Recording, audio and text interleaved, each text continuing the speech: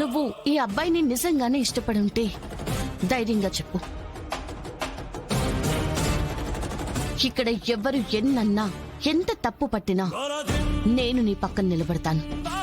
సరేనా? చెప్పు, నువ్వు నిజంగానే అబ్బాయిని ప్రేమించావా?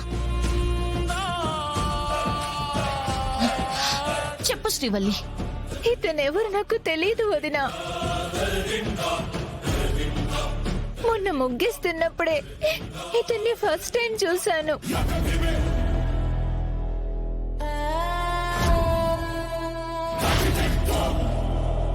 దేవుడి మీద ప్రమాణం చేసి చెప్తున్నాను, ఇతనెవరు, ఇప్పుడు ఎలా నా రూమ్ లోకి వచ్చాడు, ఎందుకు ఇలా చెప్తున్నాడు నాకు తెలీదు వదినా.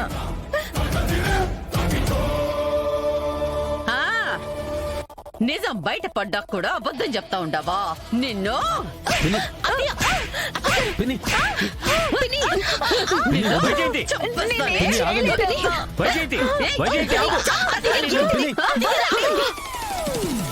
ఏం చేస్తున్నారు మీరు? శ్రీవల్లి నిజం చెప్తున్నా కూడా ఎందుకు కొడుతున్నారు పిన్ని? మీ అందరికీ విన్న పిచ్చి పట్టిందా? జరిగిందంతా చూశాక కూడా ఇంకా దాని మాట నమ్ముతారేంటి? ఎవరో దారిన పోయేవాడి మాట నమ్మడమా, ఇంట్లో ఆడపిల్ల మాట నమ్మడం అనే ప్రశ్న వస్తే ప్రతి కుటుంబం ఇంట్లో ఆడపిల్ల మాటే వినాలి నిషి. ఎందుకంటే మనం కూడా నమ్మకపోతే ఇంకా వాళ్ళు ఎవరికి చెప్పుకుంటారు? ఎవరు వాళ్ళ పక్కన నిలబడతారు? నేను కూడా శ్రీవల్లి చెప్పిన మాటనే నమ్ముతున్నాను.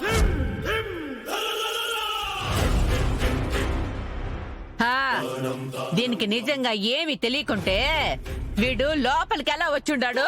కరెక్ట్ గా దీని రూమ్ లోకే ఎట్లా పోయిండాడు? దీంతో పాటు ఎందుకు పడుకుని ఉండాడు?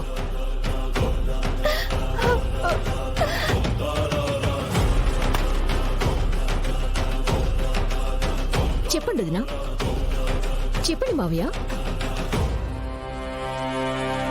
అమ్మ జగదాత్రి, నమ్మకానికి అమ్మ లాంటి దానివి కదా, నువ్వు చెప్పు.